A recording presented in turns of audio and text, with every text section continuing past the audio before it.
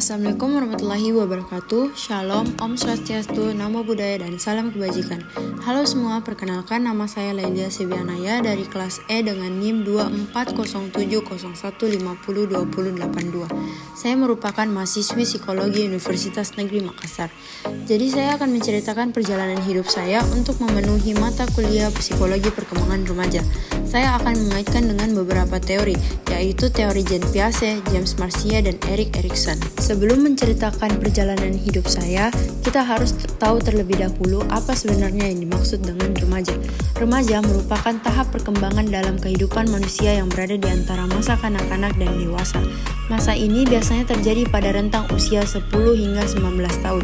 Pada periode ini, seseorang mengalami banyak perubahan, baik secara fisik, emosional, sosial, maupun psikologis. Tubuh mulai berkembang pesat sebagai bagian dari proses pubertas, dan pada saat yang sama, individu mulai mengeksplorasi identitas diri, membentuk nilai-nilai pribadi, serta mencari kemandirian dari orang tua. Hubungan dengan teman sebaya menjadi semakin penting, dan perasaan ingin dihargai serta diterima oleh lingkungan sosial mulai tumbuh. Selain itu, remaja juga mulai menunjukkan kemampuan berpikir yang lebih abstrak, kritis, dan logis dibandingkan dengan masa kanak-kanak. Masa remaja seringkali dianggap sebagai periode pencarian jati diri karena disinilah banyak keputusan penting mengenai masa depan mulai direncanakan. Meskipun penuh tantangan, masa ini juga memberikan banyak peluang untuk pertumbuhan dan pembentukan karakter yang kuat. Jadi yang pertama, remaja awal dari umur 11 hingga 13 tahun. Menurut teori Jean Piaget, ketika saya memasuki masa awal remaja dan bersekolah di jenjang SMP, saya berada dalam tahap operasional formal. Tahap ini remaja mulai mampu berpikir secara abstrak, logis, dan sistematis. Remaja tidak lagi hanya berpikir berdasarkan pengalaman konkret. Di masa ini, saya mulai mengeksplor berbagai organisasi dan ekskul di sekolah saya, seperti menjadi anggota OSIS dan memasuki sanggar seni. Selanjutnya, masa remaja awal menurut teori James Marcia, saya berada pada tahap identity diffusion. Tahap ini di mana individu belum mencapai atau belum mencari identitas yang jelas, serta belum berkomitmen pada identitas tertentu. Saya belum mengeksplorasi pilihan hidup dan tidak menunjukkan keinginan untuk membuat keputusan jangka panjang.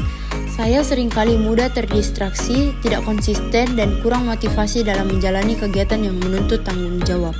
Selanjutnya, remaja tengah, dari umur 14 hingga 17 tahun.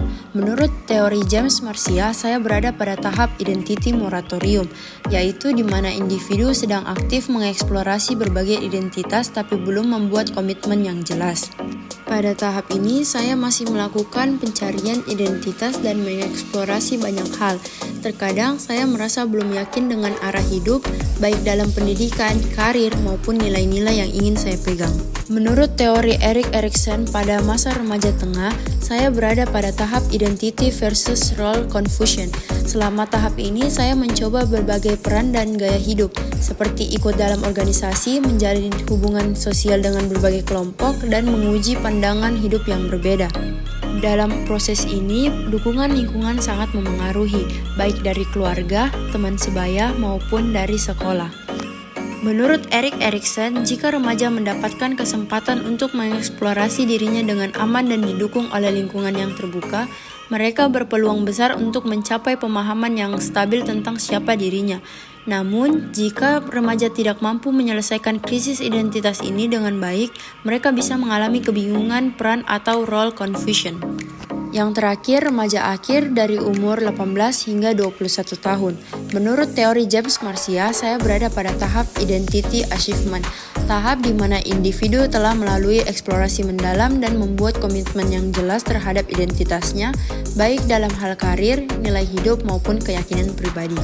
Setelah mengeksplorasi berbagai jurusan, saya akhirnya memutuskan untuk memilih jurusan psikologi karena tertarik pada perilaku manusia dan ingin menjadi psikolog di masa depan. Keputusan ini bukan didasarkan pada tekanan dari orang tua atau terpengaruh oleh teman saya, tetapi dari proses pencarian dan pemahaman diri yang mendalam. Saya merasa yakin dengan pilihannya serta siap berkomitmen untuk menekuni bidang tersebut. Itu saja perjalanan hidup saya.